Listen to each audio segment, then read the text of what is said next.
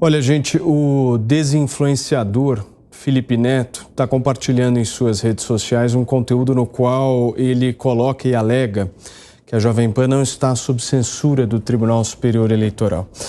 Ou ele está extremamente enganado, ou está ele mesmo colocando sob suspeita a decisão da própria corte, que a Jovem Pan, como é de amplo conhecimento, está cumprindo à risca. Vocês presenciaram inúmeras vezes isso. Estamos cumprindo porque a decisão foi proferida por ministros da corte e, principalmente, porque nós respeitamos a justiça em primeiro lugar e usaremos dos instrumentos dela para recorrer de toda essa censura que está acontecendo. Nós vamos exibir aqui um trecho da decisão do Tribunal Superior Eleitoral que nos impede de tratar no ar de alguns fatos relativos ao passado do candidato petista Luiz Inácio Lula da Silva.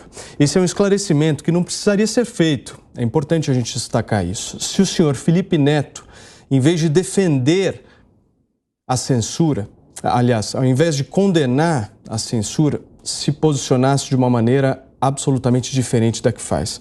A imprensa tem que ser livre e o direito à liberdade de expressão tem que ser absolutamente expresso e garantido. A gente vai para um rápido intervalo comercial, é isso, Edu? O que nós vamos fazer? Não temos ainda a decisão para exibir aqui, né? Olha, para vocês que nos acompanham aqui no rádio, vou falar uma coisa para vocês. Tá muito difícil de trabalhar assim, mas a gente vai resistir, firme e forte. São 5h33. Muito bem, vamos comentar a respeito disso. O Serrão, eu queria começar com você, por favor. Fala um pouquinho sobre essa defesa de Felipe Neto, a censura aqui da Jovem Pan. Coitado desse rapaz, eu tenho muita pena dele. Ele é uma pessoa que tem muita influência sobre os jovens. Então ele poderia ter um pouco mais de responsabilidade.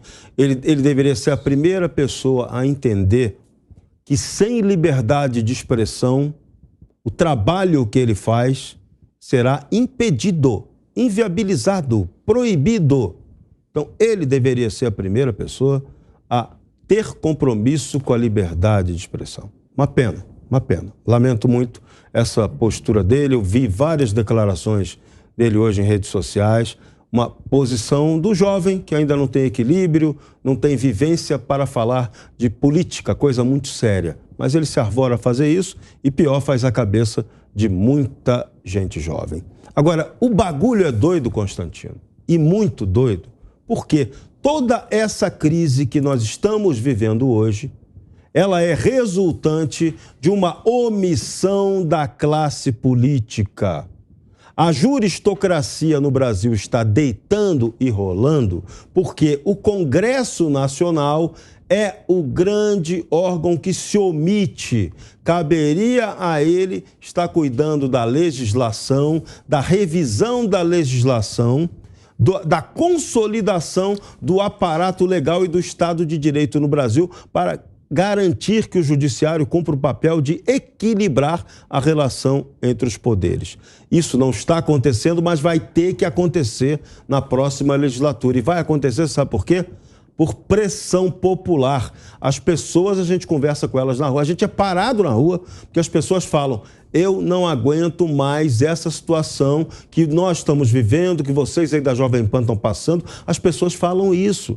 Elas querem a liberdade para trabalhar, elas querem ver o Brasil crescer, elas querem emprego. Então a classe política brasileira tem que entender que agora é hora dela parar de agir como criança, parar de agir como canalha e assumir uma postura de hombridade, de seriedade, de cumprir o papel para o qual ela foi eleita como representante do povo e acabar com essa crise. Ou a gente acaba isso de maneira pacífica pela política, ou a sociedade, a história mostra isso, vai acabar com essa história na base da pancada.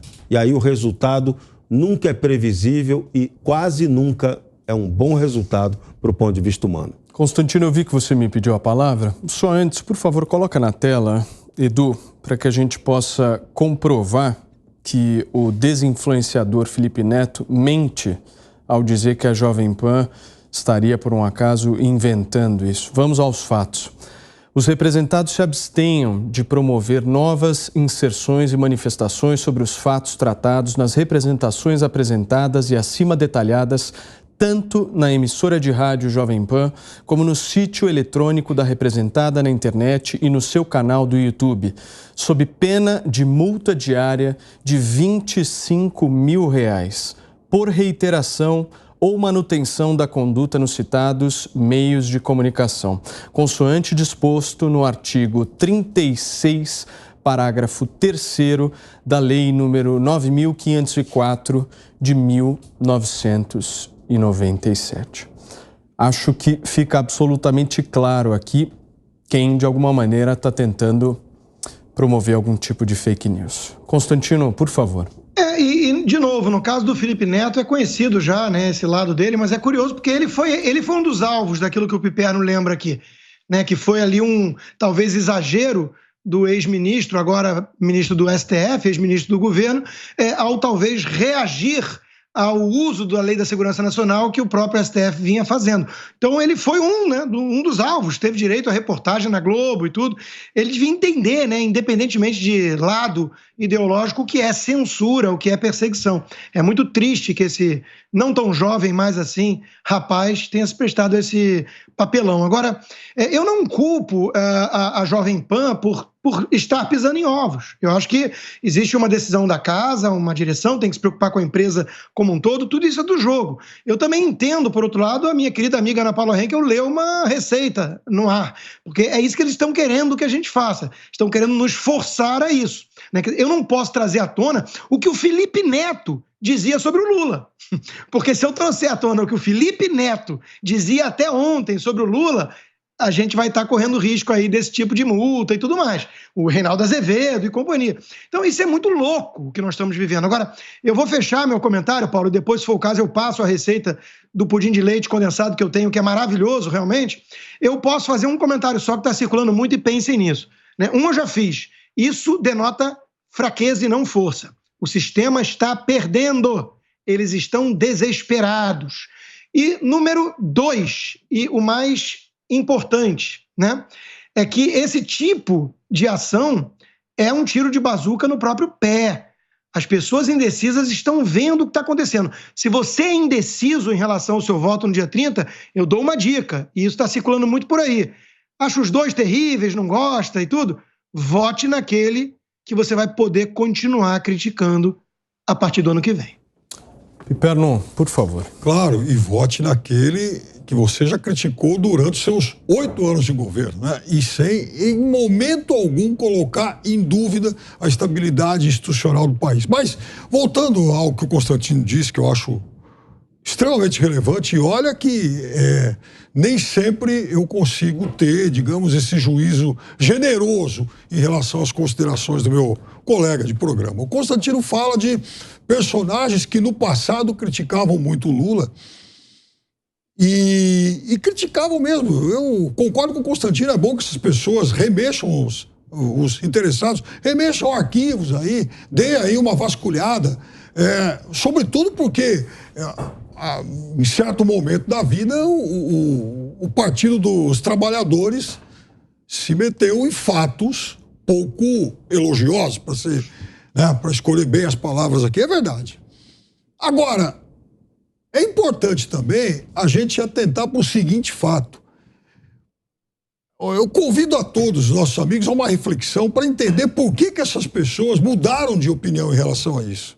Será que foi o PT que, de algum tempo para cá, ficou mais honesto? Será que elas estão se convencendo porque, afinal de contas, Lula traiu aliados de um outro perfil político, gente que não fazia exatamente parte ali, né, da bolha da esquerda? Não, não é só isso.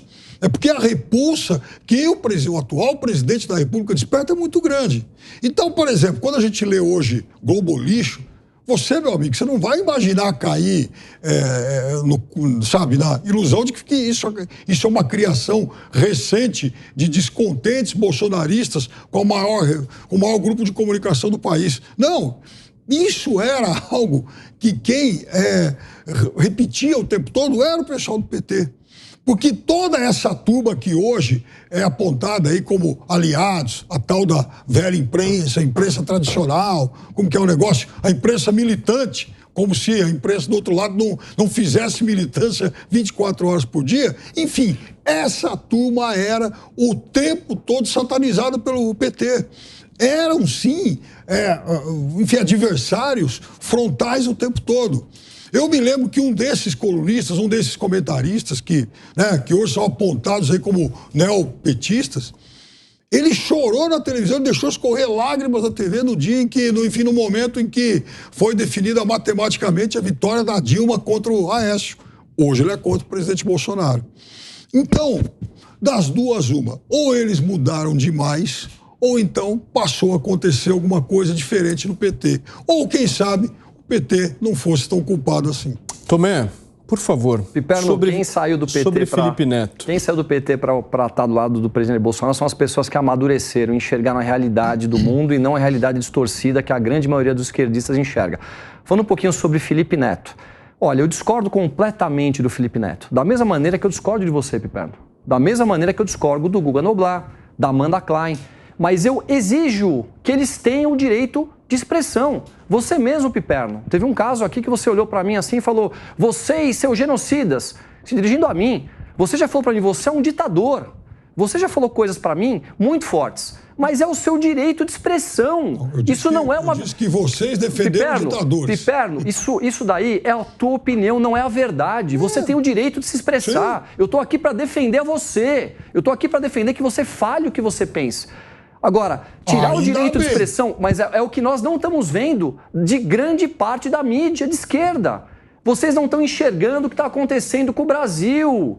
Vai ser com vocês amanhã, hoje é com a Jovem Pan. A Jovem Pan é uma empresa de mais de 80 anos. De mais de 80 anos. Nós nunca deixamos de falar o que nós pensamos. Aqui existe pluralidade. A direita fala, a esquerda fala, já discutimos aqui inúmeras vezes. Claro, todos sim. nós. Agora, tirar o nosso direito de expressão é uma coisa absurda. E nesse caso, mesmo o Felipe Neto sendo uma pessoa que eu repugno, que eu discordo completamente, ele deve ter o seu direito de expressão garantido. E é a lei que vai julgá-lo, gente. Isso é sempre assim. Atribuída a Voltaire, não concordo com uma palavra que tu dizes, mas defenderia até a morte o direito de dizê-las.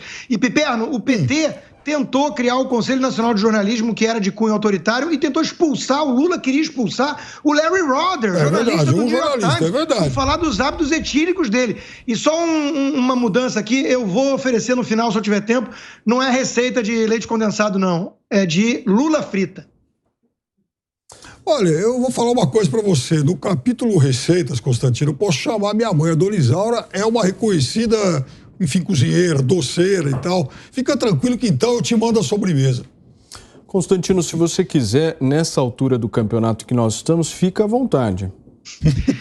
Olha, eu vou dar uma outra... Eu vou passar para o Serrão. Fica absolutamente à vontade. Eu vou passar para o Serrão em respeito... Eu acho assim, as decisões nós de uma empresa não são sinceros com a nossa audiência, Consta. Eu, como apresentador aqui, na situação em que nós estamos, se você quiser falar a sua receita, você fica absolutamente Eu posso completar o que o Constantino disse, com o qual, excepcionalmente, eu concordo? Vai ser uma receita? Não. Não, era outro, enfim, em relação ao tema do youtuber que está aí na tela, na tarja. O Constantino lembrou, até porque eu trouxe esse caso aqui várias vezes, que ele foi, sim, um dos alvos do governo Bolsonaro, no início do governo. São mais ou menos 20, uns 20 que eles tentaram enquadrar na Lei de Segurança Nacional. E até por isso, eu acho que ele deveria se informar melhor no momento de fazer uma acusação como essa. Talvez tenha feito por desconhecimento. Quero crer que tenha sido isso. Bobinho. De fato. Não sei, né? Por exemplo, aquele rapaz lá do outdoor que eu também cito aqui, Bolsonaro não vale um piqui ruído, também foi enquadrado. Não sei se ele está sabendo de tudo que está acontecendo aqui hoje. Então, é importante sim que as pessoas tenham noção disso e saibam, até para poder argumentar melhor. Piperno, essa sua defesa é uma defesa um tanto cínica cá entre nós. Eu reconheço, e já o fiz publicamente, que você, uma rara exceção na esquerda, consegue defender o valor da liberdade de expressão. Sempre. Mas a essência dessa esquerda não é essa. Não é essa. Eles exalam autoritarismo por cada poro dos seus corpos. Isso está muito claro. Então, assim, não é uma questão de ignorância, não é que o Felipe Neto não teve acesso. Mostramos agora, na cara de todo mundo que quiser ver. Isso vai chegar a ele. Mas o imitador de focas não quer saber da verdade. Tomara que chegue, que ele se retrate. Enfim, concedendo o benefício da dúvida. Aliás, Constantino, em relação a gostar de ditadores e tal, ele, inclusive, achou um vídeo aí e tal, do Bolsonaro fazendo elogios ao Stroessner. Veja bem quem gosta também de ditadores. Agora, isso não faz dele uma pessoa melhor ou pior. Eu estou dizendo que, da mesma forma em que ele abomina um ditador e tal, como é o caso do Stroessner, tomara que ele se retrate nessa questão da censura. A campanha do PT usou, inclusive, de forma muito baixa, né, esse ditador ligado à pedofilia e o escambau. O PT está desesperado. Paulo, a receita é muito simples, mas tem que ser feita no dia 31 de outubro, Dia das Bruxas. Pega Lula, frita bem, joga um limãozinho e come. Não, só isso. Peraí, Piperno, você está dizendo que a direita gosta de ditador? Eu queria entender um pouco melhor. Sempre. Então vamos fazer assim, eu queria que você falasse um pouquinho o que você acha da Venezuela. Você acha que a Venezuela é uma ditadura ou é uma democracia? Não, eu nem perco tempo com isso. Perfeito. Enfim, quem é amigo deles? Você sabe o teu candidato. Você sabe Vamos lá. Calma, me dá a palavra. Não, você deixa eu acabar de falar. Mas você fez uma pergunta, só tem que terminar vamos lá, a resposta. Piperno, responde. É uma ditadura, eu já disse isso aqui milhões de vezes. E você sabe que, inclusive, eu já trouxe aqui também um recorde de jornal em que o seu presidente diz lá: Chaves é uma esperança para a América Latina. 99, antes dele começar a ditadura. Traga para mim olhar isso. Eu vou te mandar de novo. Antes, tá bom. Eu vou te mandar Tá bom, Nicarágua, você vai ter que dizer para mim. Cuba, você vai ter que dizer para mim. E eu queria que você fizesse uma análise crítica do que aconteceu no Brasil no período do PT. Porque assim, eu queria entender o porquê que você vota no Lula. Eu queria entender, explica para mim por que votar... Eu entendo porque você não vota no Bolsonaro, tá bom? Concordo. Agora me explica o porquê você vota no Lula. Queria saber. Eu não sei se esse é um programa para a gente declarar voto, né? Não, eu cheguei a declarar. Mas nós estamos há 10 dias das eleições. Eu cheguei a declarar uma vez. Estamos há 10 dias das eleições. Eu queria entender o porquê que você prefere, então... Por que você prefere o PT do que você prefere o Bolsonaro? Explicar o motivo. Porque eu pergunto para as pessoas, por que vocês votam na esquerda? E o pessoal não sabe me dizer. Por quê? Porque vocês defendem mais do que nós, os mais pobres? Isso não é verdade. Nós, quando defendemos o trabalho, o empreendedorismo, a geração de riqueza, é exatamente para defender as pessoas mais pobres. Nós temos valores de família, de trabalho, de integridade, de respeito, de liberdade. Nós respeitamos todos à nossa volta. Eu já disse isso muitas vezes, tenho um filho de 3 anos, se ele for um homossexual, minha vida não vai mudar em nada.